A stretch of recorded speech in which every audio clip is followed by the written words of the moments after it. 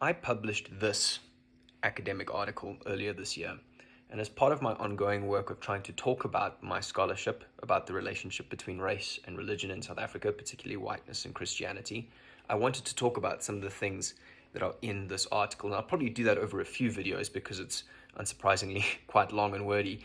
But the first thing that I wanted to start with that kind of frames the whole conversation is to talk about the relationship between Christianity and colonization. Many people are familiar with this, but it establishes a really critical base for conversations about race in South Africa because in reality, you cannot really disentangle the work of missionaries from the construction of race as a category in South Africa. And not just the work of missionaries, but the ideology of missionaries, the ideology and theology of Christianities and how they spread and sought to civilize and Christianize indigenous peoples. To give some context to this, or to give some evidence to it, I'm going to read a section of this paper, and it's worth giving a brief content warning that this language is violent, but it reflects very clearly a lot of underlying sentiment within the logics and the beliefs of colonial missionaries.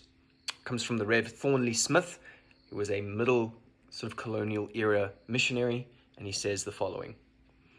In all the successful efforts of missionaries among savages, as Archbishop Whately observes, civilization and conversion have gone hand in hand.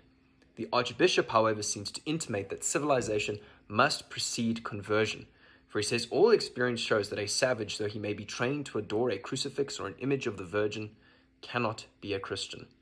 The expressions are ambiguous.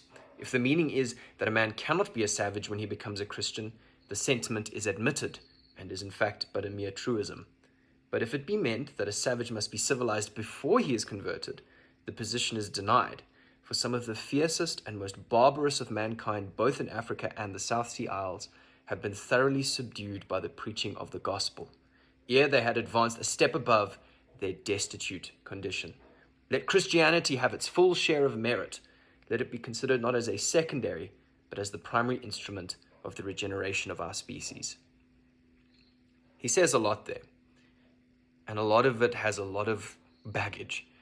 But amongst the key things that are worth us taking away from this passage is that embedded within colonial Christianities were ideas of what it meant to be human. And often those ideas of what it meant to be human are racist. And in many instances, post-colonial and critical scholars of religion have highlighted that these ideas act as the beginning foundation blocks for race as an idea in South Africa. And so it is important for us to be critical of Christianity and to interrogate the things that we inherit from Christianity in South Africa.